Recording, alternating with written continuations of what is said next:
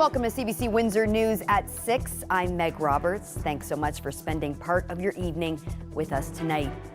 City Council has named the individuals that will be sitting on newly formed volunteer groups. That's after deciding to dissolve advisory committees tasked with offering advice on city issues. Plus, barriers were broken today for some local girls as they got the opportunity to play hockey. The program is trying to foster inclusion for newcomer youth who face barriers to accessing the sport. And the giving in our community continues just days ahead of Christmas.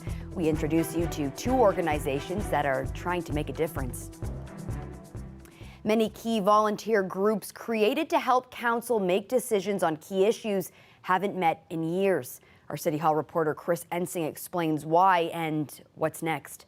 Key committees made up of volunteers who advise Windsor Council on things like handling climate change, improving public transit, or meeting diversity commitments haven't met since 2021. These groups are looked to by councillors for advice on how to handle key issues. They're groups that are made up of people who are experts, advocates, or people with lived experiences. But when council was elected in November of 2022, these groups didn't meet. That's because city staff had started a review of the work that they do, one that took months, and while that work occurred, these groups, they were put on pause. In the end, they told council that these committees just don't work the way that they're made up. City staff saying that meeting for a maximum of 4 times a year and only allowed to be in that meeting for 2 hours just wasn't enough to build up momentum or to hear from everybody on these big topics. Council voted to dissolve these committees and then build up new ones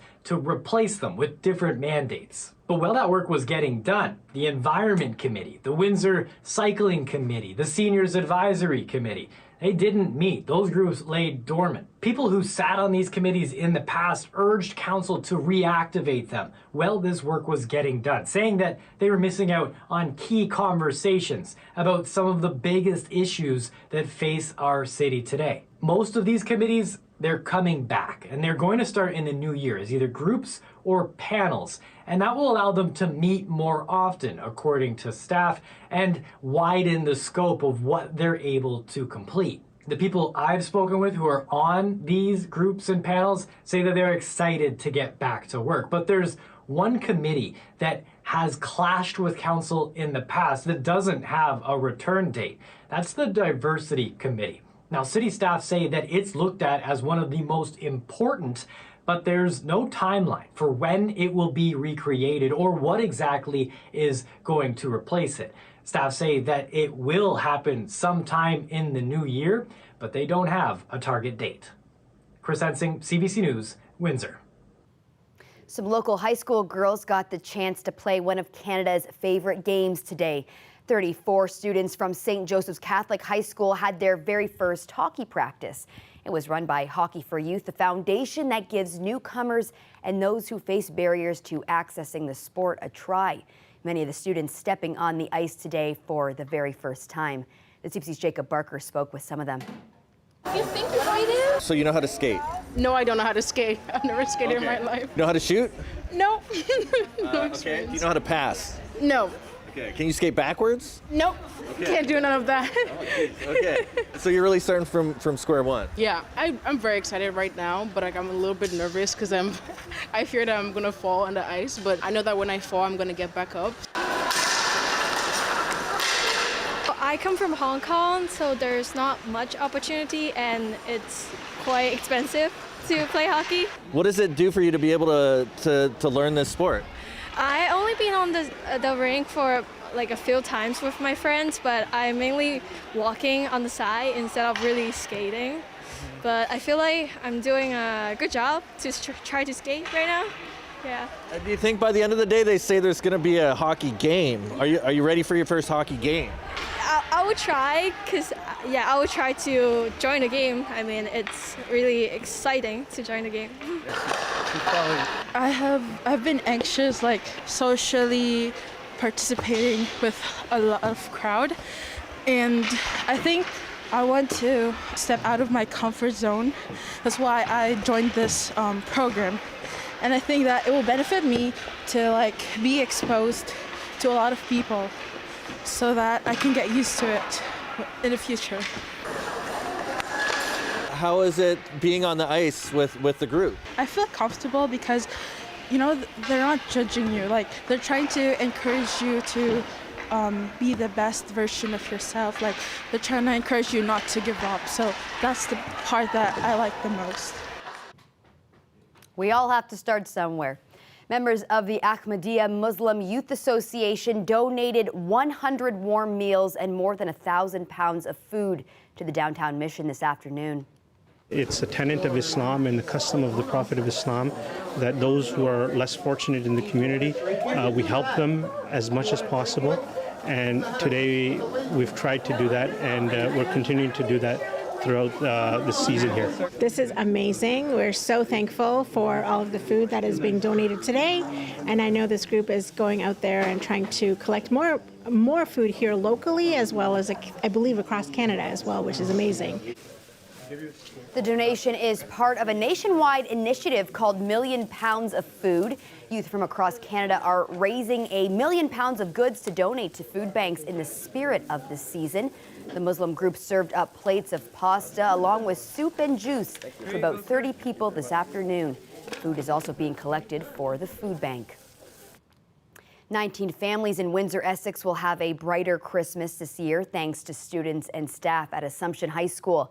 It's the 25th year of their family Christmas baskets tradition. Those families will receive a parcel with groceries and gifts. Some of those involved with the project spoke with Windsor Morning. Each homeroom has sponsored a family, and they've wrapped the gifts specifically to each individual family member. And then we bring it down to our amazing chapel, and we go out and we get the groceries, and we complete it with a Christmas dinner, turkey stuffing, all the works, and extra boxes of canned goods that we've collected as a school community. And it's either delivered or picked up by families confidentially. Like, some of the kids asked for like underwear, socks, and pajamas. I thought it was like really humbling. Like, it really made us realize like how lucky we were, like to have our privilege to have what we have. Yeah. Did you find that as well? I did. I mean, most of the moms, like my family, they just asked for a lot of basic stuff like shampoo, conditioner, toiletries, and you know that some of the younger kids did ask for toys too, but as well as basic necessities that we all need. It's so fun to go shop for those families, and especially, you know, the little kids who are asking for coloring books or toys and art supplies, just picking something out, and you know, we don't know much about them, but just hoping that it makes their Christmas a little bit happier is it's really nice to do that for other people. Turning to some international news now, new talks aimed at establishing a truce in the war between Israel and Hamas have stalled. Hamas says it won't release more hostages until Israel agrees to end the war in Gaza. And Israel says it won't stop until Hamas is defeated. It comes as the humanitarian crisis in the territory worsens. Iris Mackler has more. Hamas rockets targeting central Israel again after a 36-hour pause, a sign that ceasefire talks may have stalled. Hamas leader Ismail Haniyeh is in Cairo talking to Egyptian mediators. According to Israeli media, Israel's seeking the release of some 40 vulnerable hostages, including the old, sick and wounded, during a humanitarian pause. But according to a Hamas statement, it wants an end to the conflict before any hostage deals are struck. Some humanitarian aid has been entering the Gaza Strip this week. This initiative has seen water being pumped from Egypt to the south of Gaza. A moment of good news for displaced civilians who'd been forced to drink salty groundwater. This water's very good in comparison. We can drink it, says Zaki Abu Slema. This water tastes like sugar. It's drinkable. Now the UN warns that Gazans aren't getting that other basic, food. A report today from the World Food Programme says that more than 500,000 people in Gaza are now starving. Pretty much all 2.2 million people are hungry, meaning that they are in crisis or worse food security situation. Meanwhile, the fighting continues. Israel says it has no intention of halting till its hostages are freed and Hamas no longer controls the Gaza Strip. I want to show you what's inside. Israel's military says it's located more tunnels in civilian areas beneath Gaza City and also beneath homes belonging to Yahya Sinwar, Hamas's leader in Gaza, and to his staff. As the ceasefire talks stall, Israel says it's expanding its ground offensive on day 76 of the conflict. Iris Makler for CBC News, Jerusalem. The federal government has announced new temporary measures that could allow extended family members of Canadian citizens and permanent residents to flee Gaza. But Immigration Minister Mark Miller warned that Ottawa doesn't have any assurances that people will actually be allowed to leave. Evan Dyer has this report. Immigration Minister Mark Miller announced a couple of measures today, one of them for people in Gaza who have Canadian family members and who want to get out. The other one for people who are from the region, including both Israelis and Palestinians, and who are currently in Canada and who don't want to return to the region while it's at war. So first of all, those measures for people from Gaza who are still trapped in the war zone.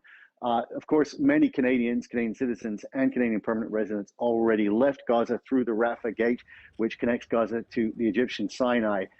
Those people, in many cases, had to leave behind extended family members, and they've been, in many cases, very distressed about them. Some of these families have suffered deaths, sometimes multiple deaths.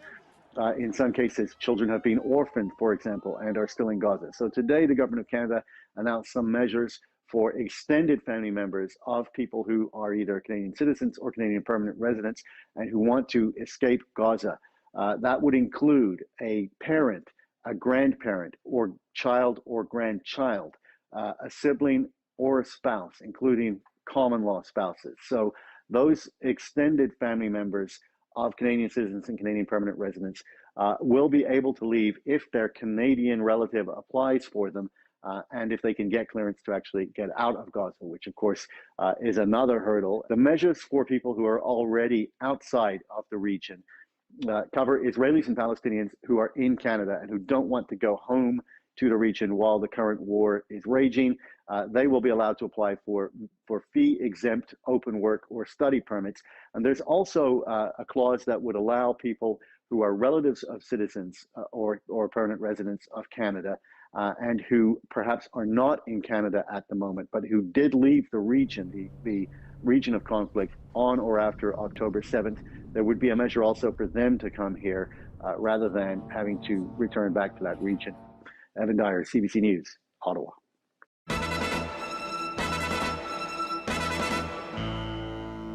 It might be one of the busiest times of the year as we count down the days until Christmas. And of course, it was no different back in 1988.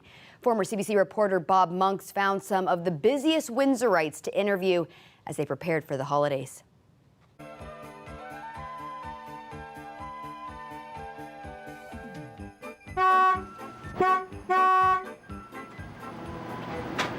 Just a few more days till Christmas, a crazy time, especially for people whose jobs put them right in the middle of all the hustle and bustle, like letter carriers. What's it like to be a letter carrier just before Christmas? Bill, hi. Hello there. How are you this morning? Fine. How do you like it this time of the year? Well, it's very interesting this time of the year, bringing gifts and letters. Well, you're almost like Santa Claus carrying the presents this is around. something they don't get through the year, so. How do you like it this time of the year? I love it. Christmas is a great season. It's like a party. I enjoy making people look beautiful. Christmas is wonderful. The people are so cooperative. They're jovial, and Belle's right. It is a party in here. All right. Danny, could I make an appointment to get my hair? Are you kidding? The next time you can get an appointment is 1990. You're that busy? I sing a lot, I pray a lot, and I look forward to Boxing Day. All right. How do you like Christmas? I love Christmas. It's the week before that kills me, Bob. Merry Christmas! Merry Christmas! To each and every one, Merry Christmas and God bless you. Just 4 more sleeps now until Christmas, and as the days count down, the temperatures are going up. We have that holiday forecast coming up after the break.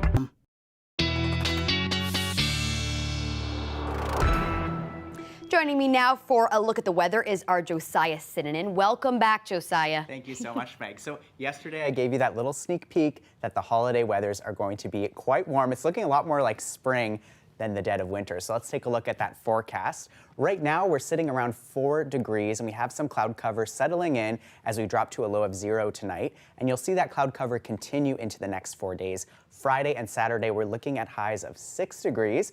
And on Saturday there is a 60% chance of showers during the day. Sunday, Christmas Eve, highs of 10 degrees. Woo! Yeah, no rain, but cloud cover throughout the day. Christmas Day Monday, there it is. We're looking at a high of 10 again and a 30% chance of rain in the evening that night as well. But temperatures are staying mild, a low of 7 degrees on Christmas Day. So really, apart from the cloudiness, it feels like a lot of different season right now. It feels like spring. It absolutely does. And I didn't think I'd be closer to swimming than skating around Christmas morning, but here we are.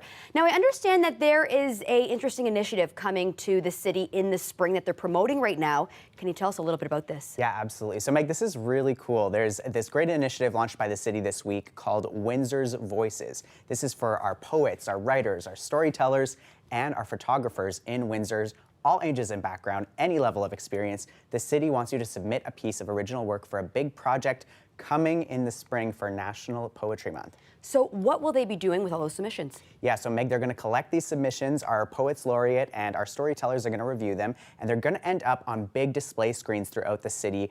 Those poems, those photographs, they're going to be on walls and also part of an online magazine and collection of keepsake bookmarks. So it should be a really cool project. And Meg, I actually met up with our city laureate, Peter Rastovic, today, and he shared with me that our city has such a unique voice and strong community of creatives, partly because of the diversity we have, but also because we share those special experiences being a border city and a university town. So excited to see what happens with this. So what should people know if they want to submit to this project? Yeah, so the registration and submissions open this week. You have until February 16th to email culturalaffairs@citywindsor.ca, and you can choose between two themes: what Windsor means to you, or weather, which is the League of National Poets theme for National Poetry Month. And if you want to hear that interview with our City Poet Laureate, you can look that up on the Listen app. Just look up Afternoon Drive. Well, thank you so much for this. So I understand this is your last day here until we break for Christmas. So yes. Merry Christmas to you. Merry Christmas, Meg. Thanks for having me. If you've never thought about getting into yoga, we have a story that might change your mind. That's coming up.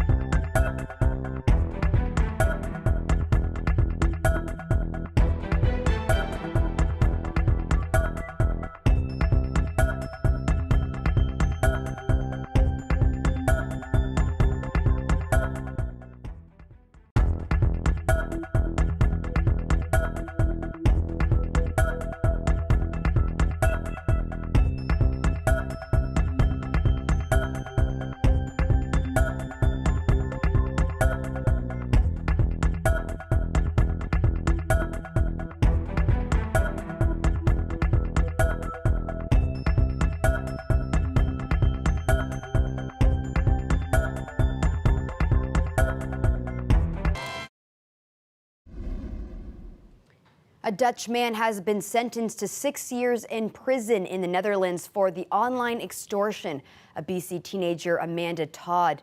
Todd was 15 years old when she died by suicide in 2012 after posting a video about being harassed and tormented online.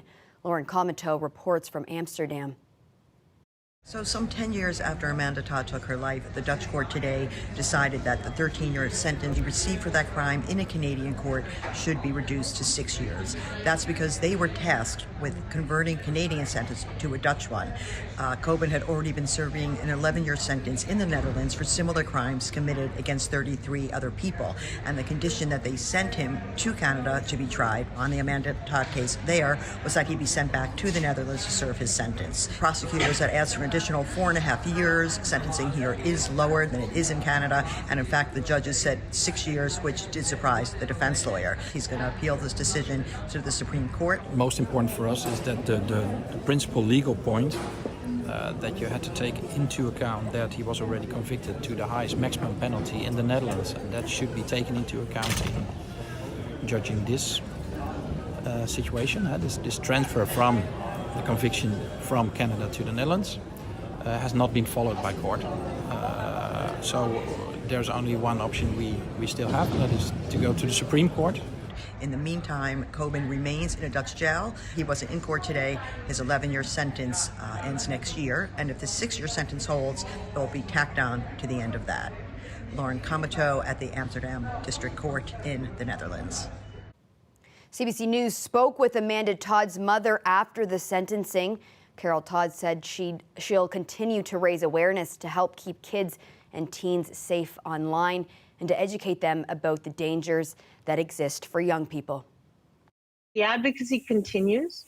This is something that I believe that Amanda wanted because she was the one that put out her story on the video to start with. And she said to me, Mom, I put this video out because I want people to know the story. I want people to understand it. And most of all, I want the people who victimized me, traumatized me, to stop, to know that I'm not afraid of them anymore. And so we have to take the power back. We have to give the power to those who are victimized. Shoppers might not be flocking to malls like they used to, but the allure is still there for some locations that are making an effort to attract consumers. A new concept might help. That's what The Well in Toronto offers. Jamie Strachan shows us how it's reshaping the shopping experience.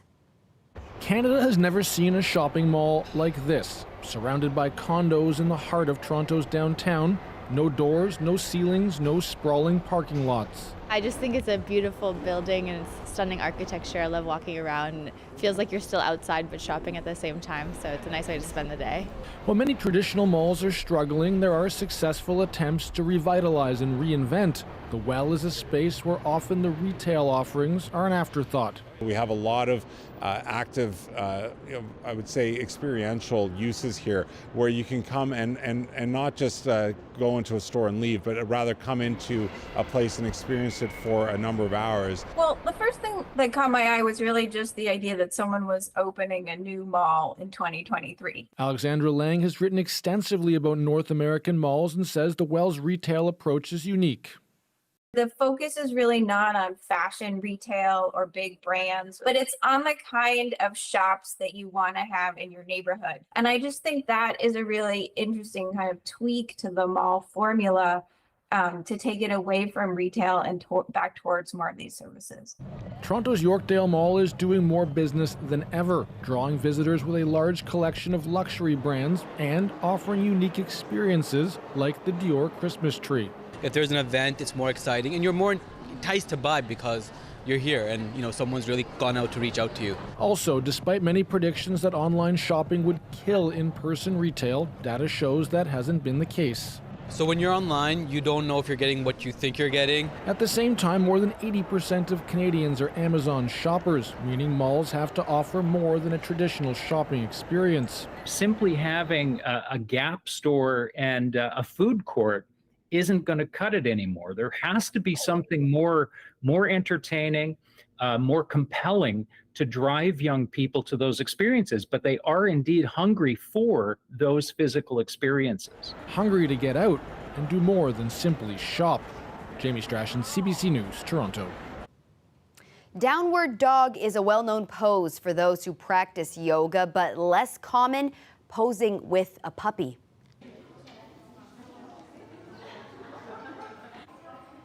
These lucky Paris residents got to enjoy some relaxing yoga while getting trampled by cuteness. The four-legged supervisors provided some welcome disruption to those looking for stress relief. But these sessions by Puppy Yoga Paris are not limited to puppies. This week it's golden retrievers, but their classes also feature other breeds and even kittens. And with high demand from stressed out residents, there's a plan to hike prices per session. Well, that's it for CBC Windsor News. Don't forget, for news anytime, you can go to our website at cbc.ca/Windsor. You can also download the CBC News app for stories that matter most to you. Thanks so much for tuning in. Looking forward to seeing you back here tomorrow night.